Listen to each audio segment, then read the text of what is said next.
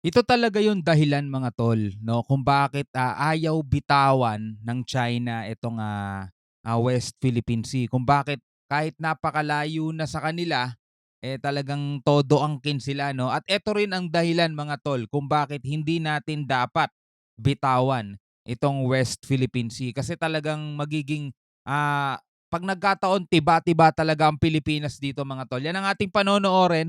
Bibigyan ng reaction video mula rito kay Sir Pau PH. Alright, wag niyong kalimutan mag-subscribe sa kanyang YouTube channel at kung bago ka pa lamang dito, trip mo yung mga ganitong klaseng reaction video, wag mo rin kalimutan mag-subscribe, click mo na rin ang notification bell para ma-notify ka pag may mga bago tayong reaction video na tulad nito. Wag na natin patagalin pa, panoorin na natin to mga tol. South China Sea. Ito ang malaking parte ng karagatan sa Asya na kumakatawan sa palitan at kalakalan ng produkto sa mundo. Maging noong unang mga panahon pa ay ginagamit na itong transportasyon ng kalakal sa Asya. Ang South China Sea ay parte ng Western Pacific Ocean. Ang South China Sea ay north part ng South China, west part ng Indo-Chinese Peninsula, east part naman ng Taiwan at northwestern part ng Pilipinas. Mga kaalyado, alam kong curious kayo kung gaano kayaman at kasagana ang West Philippine Sea. Kung kaya naman pilit itong inaagaw ng China. At alam kong may ilan sa inyo ang nalilito pa rin sa West Philippine Sea at South China Sea. At yan ang pag-uusapan natin ngayon. Magandang araw sa inyong lahat mga kaalyado. Isang makabuluhang kwento at kaalaman na naman ang ibabahagi ko sa inyo. Kaya bago natin simulan ay pakilike naman itong video at pasubscribe ng channel natin. Maraming salamat po. Simulan na natin ito. Alright. Let's go!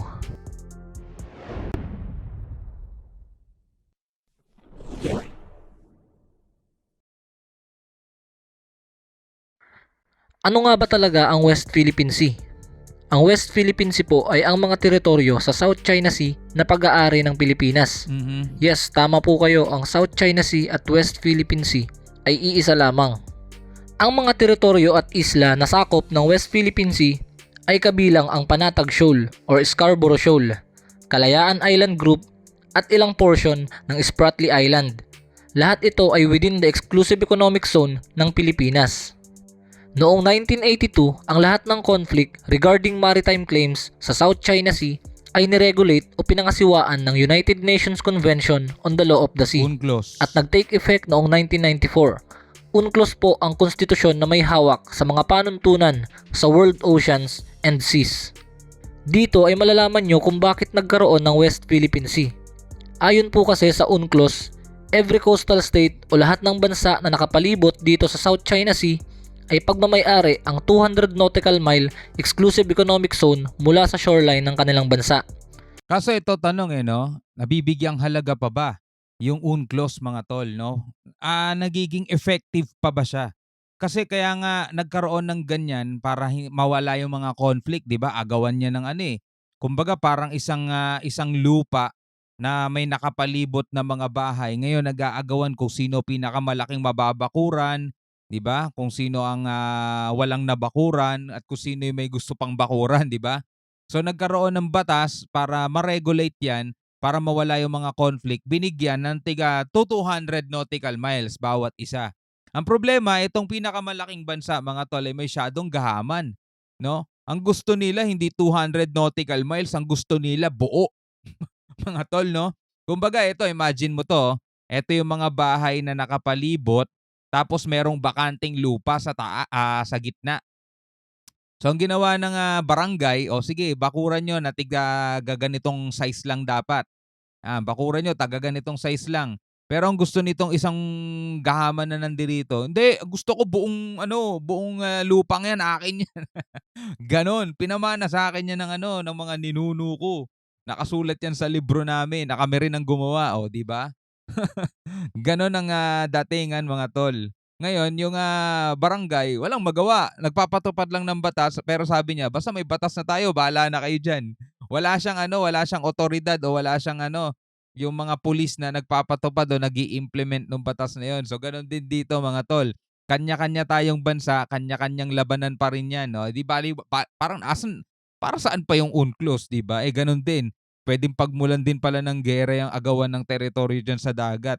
At another 150 nautical mile naman para sa extended continental shelf o yung mga parte ng kontinente na nakalubog sa tubig. So bali 350 nautical miles ang kabuuan nito mga kaalyado. Oh, 350. Ngunit ang masakit dito ay hindi nire-recognize ng China ang mga kasunduan sa ilalim ng United Nations Convention on the Law of the Sea. Para mas malinaw sa inyo mga kaalyado, ang claims ng bawat bansa sa South China Sea ay ipapakita ko sa inyo itong mapa na ito. Bawat kulay ng guhit sa mapang ito ay nagre-representa sa claim ng bawat bansa. At dahil tapos na tayo sa pagtalakay ng hatian ng bawat teritoryo sa South China Sea at West Philippine Sea, ay dako naman tayo sa mga yamang nakatago sa West Philippine Sea. At ang tanong kung gaano ba kayaman ang West Philippine Sea in terms of natural resources. Ang West Philippine Sea ay sentro ng maritime biodiversity.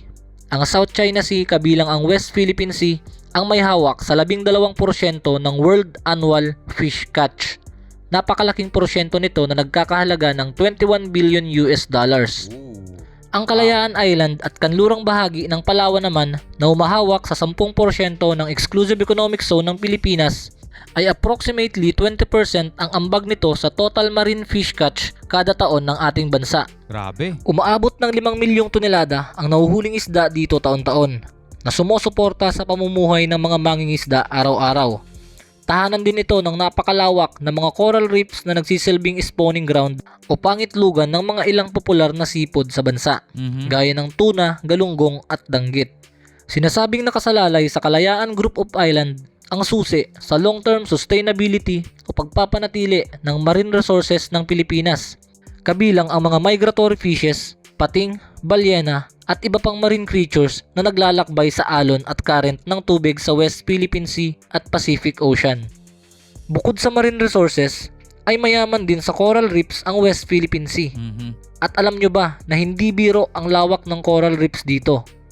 Ang kabuuang lawak ng coral reefs sa West Philippine Sea ay katumbas ng laki ng buong Mindanao. Wow. At ito ang may hawak sa 30% ng total coral reef sa bansa.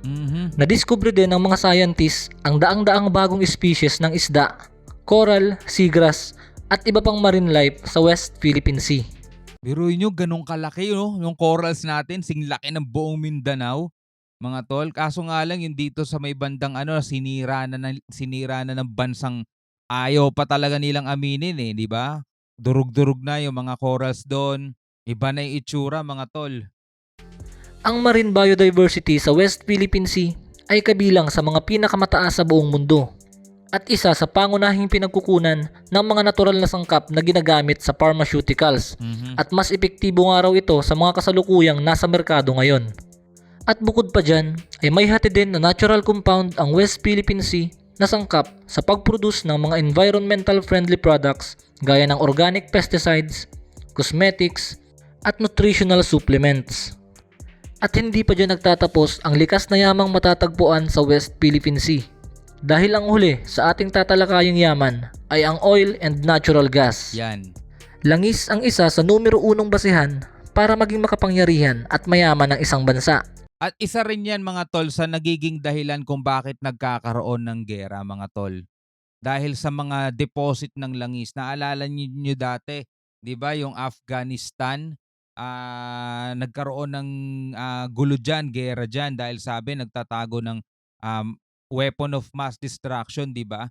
So sinugod sila ng bansang, alam niyo na kung ano yung sumugod sa kanila, di ba? Nagkaroon ng gulo dyan, gera, pero the end, wala naman nakitang weapon of mass destruction. Ang sinasabi ng iba, ang dahilan daw talaga doon is yung oil. Yun ang dahilan. So dito, mga tol, sa West Philippine Sea, yun din ang nakikita nating pangunahing dahilan kung bakit talagang hindi natin siya dapat bitawan at kung bakit siya ay ayaw din bitawan nung bansang to na pinawalang visa na yung claim nila pero ayaw nilang irespeto, ayaw nilang i-recognize. At yung international batas naman o yung United Nations o UNCLOS, mga tol, wala rin namang magawa. Di ba? Kung mapapansin nyo, pag tumataas ang presyo ng gasolina, ay tumataas rin ang presyo ng produkto at serbisyo. Dahil nga langis ang nagpapatakbo sa lahat ng mga sasakyan, mapalupa, himpapawid man o katubigan para sa transportasyon ng mga kalakal. Isipin nyo, kung may sariling supply ng langis ang Pilipinas, ay hindi na tayo aangkat ng langis sa ibang bansa at makokontrol ng pamahalaan ang presyo ng mga bilihin. Yeah.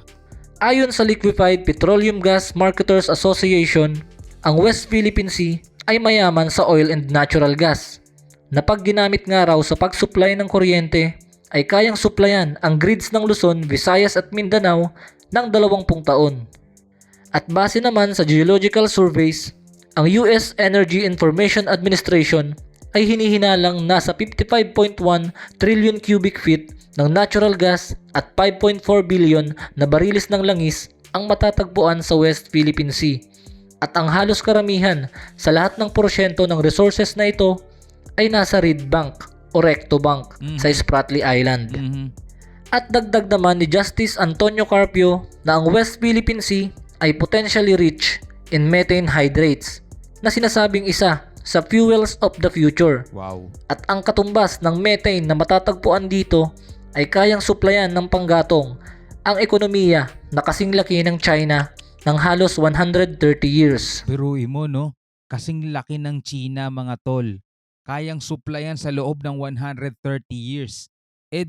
Triple laki niyan kumpara mo sa Pilipinas. So tayo, ilang daang taon tayo kayang supplyan nun, mga tol.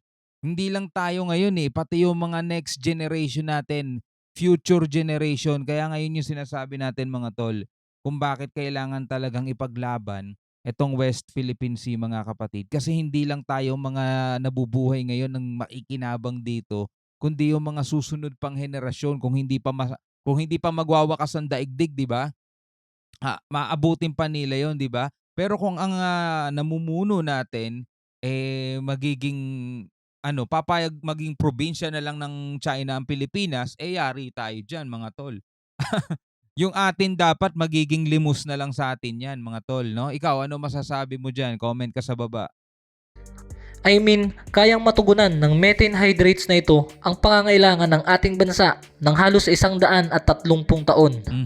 So, ibig sabihin lang nito, mga kaalyado, ay kung makukuha at mapapangasiwaan ng Pilipinas ang lahat ng natural gas sa West Philippine Sea, ay masusolusyonan nito ang matagal na panahon ng problema ng bansa sa kuryente o enerhiya at magpapamura sa presyo ng kuryente sa buong bansa na maghahatid naman ng matinding pagbabago sa ekonomiya ng Pilipinas.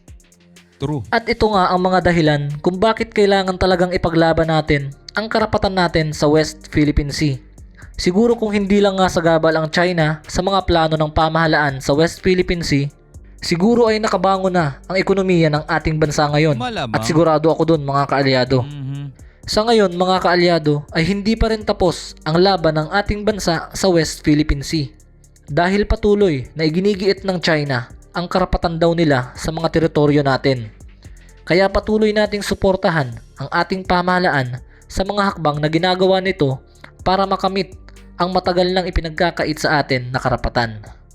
So hanggang dito muna ang kwentuhan natin. Diba? Ganon katindi, mga tol, yung ating nasasakupan, yung ating pag-aari na hanggang ngayon na hindi natin mapakinabangan dahil meron silang banta.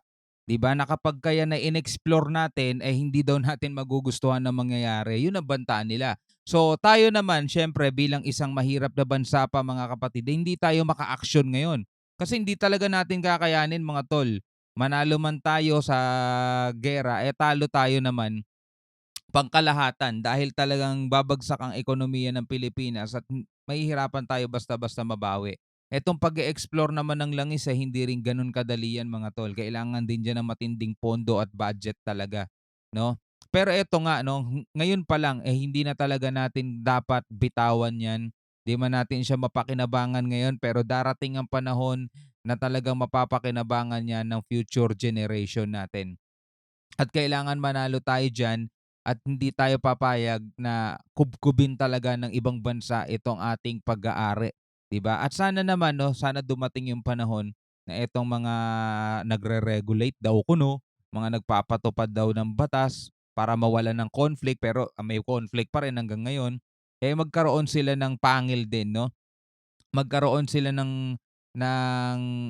otoridad o magkaroon sila ng mga pulis. Kung parang gano'n ang ibig ko sabihin, 'no, na magpapatupad ng batas na sinimulan nila nung 1982 at nag-take effect daw nung 1994 pero magpahanggang ngayon ay parang nababalewala rin naman sila, no? Ikaw bilang isang Pilipino, ano masasabi mo rito? Comment ka na lang sa baba, pag-usapan natin yan sa comment section. Hanggang sa muli mga kapatid, maraming salamat sa inyong lahat. Ako nga pala si Shobal D. Peace out.